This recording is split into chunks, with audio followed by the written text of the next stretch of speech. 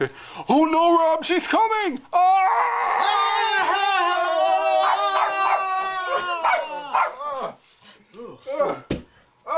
in my head! Hello everybody, welcome to R&B Reviews. I'm Rob and I'm joined by Hello. Magneto. Darrenito. Darrenito. Hey, this is Darren, he's back guest starring on the channel. Hello. Welcome back.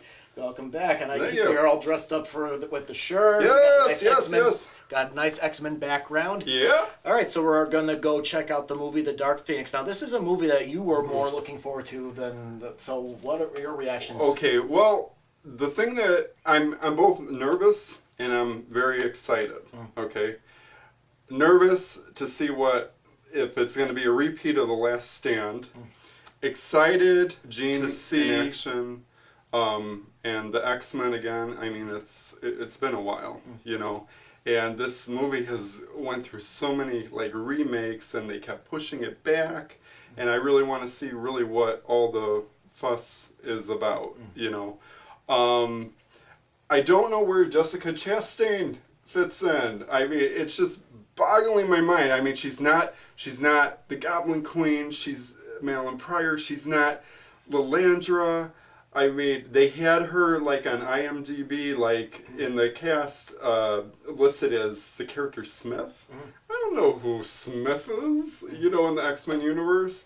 So I'm a little bit nervous about that because I think Hollywood once again took creative license, you know, over the actual story, which is really the flaw in the X-Men movies lately, you know. Although Apocalypse was a little bit closer to home, but we'll see what they do with this. Yeah, now, I don't really have much of a reaction to it, because I think it's, you mentioned, you know, Last Stand, you know, I'm like, we kind of saw something like this in Last Stand, and I think my reaction was, we're kind of doing this all over again. Yeah.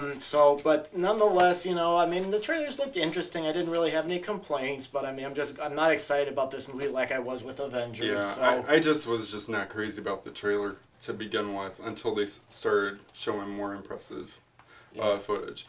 But we're doing the fan event! Yep.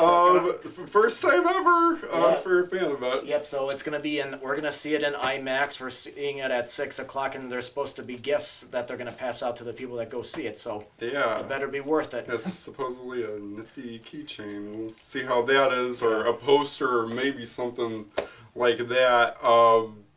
But yeah, I'm kind of psyched. I'm kind of psyched just to see what's gonna happen here. Yeah.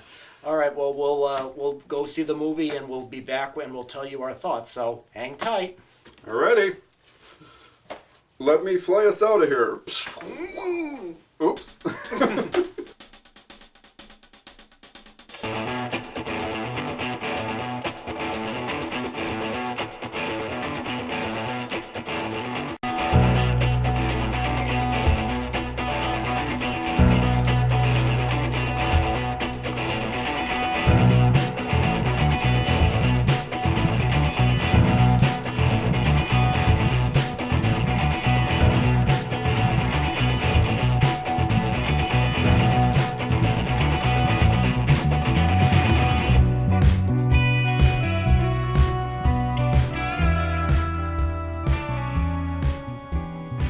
We got back from seeing the Dark Phoenix, and here's the keychain. I still have mine wrapped up there, so it's from IMAX. He's got his out already. Yeah, it's pretty sweet looking. Yeah, yeah. Kind of makes up for the movie. Yeah.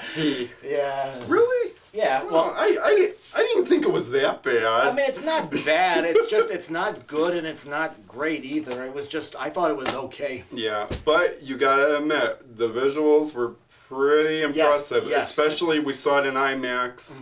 I mean, if you're gonna go, I would see it in IMAX. Yeah. Really, if you're gonna go. Yeah, definitely. Yeah, I agree with you. On the technical side, this was very well done. The visuals were good. The camera angles were good. Impressive. I understand this is Simon Kinberg first time directing a movie, and I know he wrote. I think he wrote some of the X-Men movies. I know you said he wrote for Heroes and stuff. Yes. He's the creator of Heroes, and he wrote it, and he had a good run on ABC for a while. I gotta say he does a competent job with that. But and there's some stuff I liked about it. Yeah. Like, I liked how Mystique and Charles Xavier, Professor X, are at odds again. Right. But for the most part, I felt I didn't really feel involved in the story like I want to. It's not like when I walked out of Days of Future Past or The Wolverine or when I watched X-Men 2, I'm like, oh my gosh, it's freaking awesome. I was leaving the theater and I'm going, Right. But with that being said, they did really explore Jean Grey's background, and that's really the part that I loved about it. You know, it wasn't the Dark Phoenix that like I remember from, you know, the X-Men cartoons and everything. And we all know how this went right here, Last Stand for that. And it definitely wasn't this story here. But I don't know. It was a refreshing take on it, but I felt like I was watching Heroes, you know, and not an X-Men movie. Yeah, I mean, but the fight scenes, that was X-Men. That was pure X-Men, you know, especially from Storm. Yeah. Finally, Storm gets her due, and what really impressed me about Alexandra Shipp was she has the African accent going on that, you know, we remember Storm having.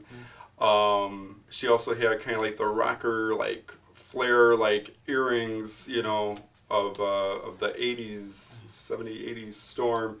And then she had the lightning bolt necklace too, which resembled like what Storm wears in the cartoon, the earring. Sophie, what's it? Turner. Turner, yeah. Excellent Jean Grey. Yeah. You know, would love to see her again if she reprises the role. We'll see.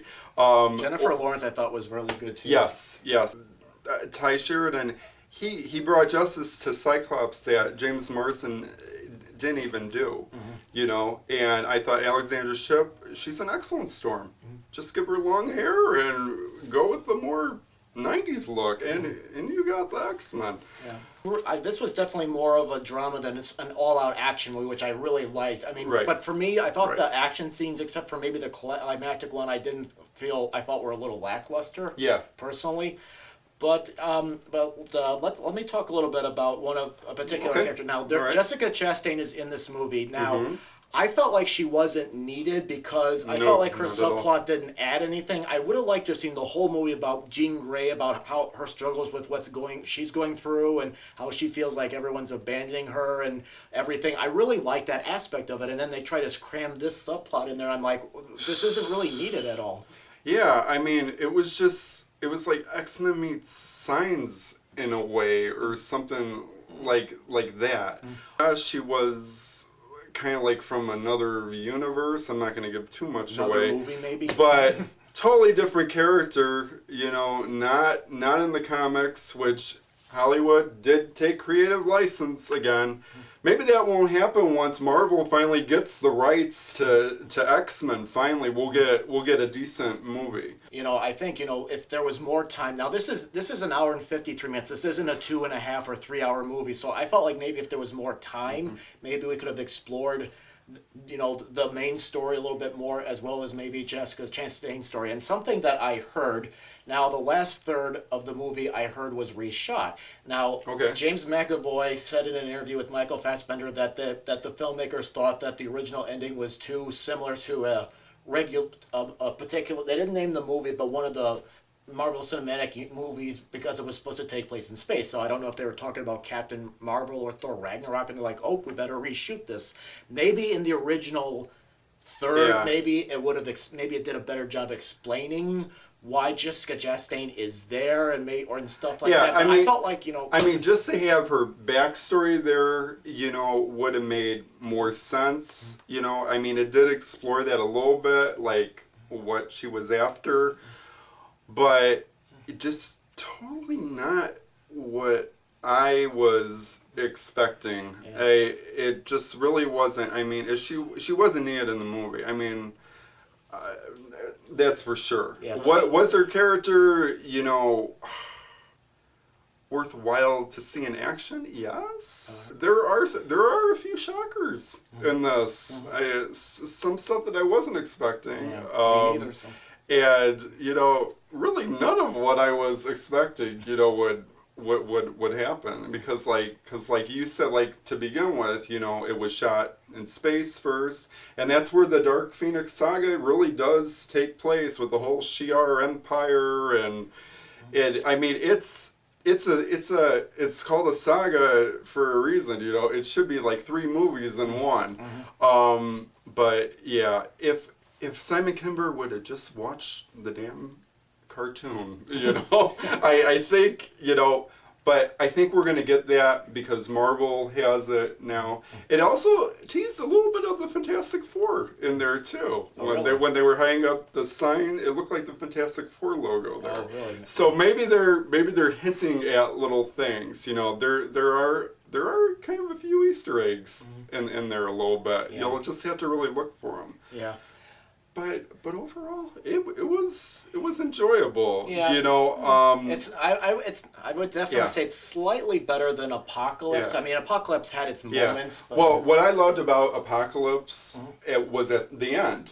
You know, it looked like they were going for these awesome 90 X-Men characters, you know, at the end, and then they give us the plain black X uniform, you know, the all new X-Men uniform, which is the comics, which I really didn't care for, because Jim Lee rocked at bringing these characters, the 90s X-Men, to life for the animated series. But yeah, it just wasn't the X-Men movie to end all X-Men movies. Yeah, I mean, I think it was kind of satisfying, because I mean, they did kind of hint that this could be the end. I mean, I don't know if they knew the buyout was around the corner when they made the movie. Yeah. But I mean, I know they're supposed to be the New Mutants, and I think that's the last one. Yeah. But I mean, that's taken a total different direction. I'm not crazy about that at all, to be honest. Yeah. You know, because I mean, it got characters like Magic and Wolfsbane, and you know, Magic is Colossus' sister, and Alana Rasputin, and you know, that's the only characters that I'm excited to see. And maybe Cannonball, I think they did like touch on there, but again, if it's by Fox, it's not going to be what we're expecting. You know, Marvel has proven their point with the Avengers. They got their story down, you know, and you know, I could see like where they were actually comparing, you know, Captain Marvel and the Avengers and Thor and all that, because it was kind of like cinematic effects. But if you remember in Apocalypse, like when she just like let it loose, like on Apocalypse, like she ripped him a new one, you know, you saw the fiery flaming bird, and that's what the Phoenix is. I didn't care for her floating rainbow-esque kind of thing. That reminded me of Thor Ragnarok a little bit. So if they would have just kept with the classic firebird that is the Phoenix, you know, I think it would have been more satisfying to just see the whole screen light up, you know, like they did in Apocalypse, because that was a pretty good scene. But How would you rate this movie? Would you say see it in theaters, see it at home, or just skip it altogether? you know, I am on the fence with this one, Rob. For the IMAX cinematic visuals, I would see it in theaters. But if you're expecting a story and justice for the X-Men, you're not going to get it with this movie. So I would say it's a rental. You know, for the first time, I'm really on the fence about a superhero movie. I could go both ways with this one. It's really mind-boggling. Yes, it's satisfying, but it's also disappointing too. Yeah. So I don't know. I'm gonna say see it at home. It's not a bad movie, but for me, it's okay. Visually, it's stunning, but I feel like I would have liked to have seen more with Jean Grey's story. And there's this subplot that I don't think got explored enough.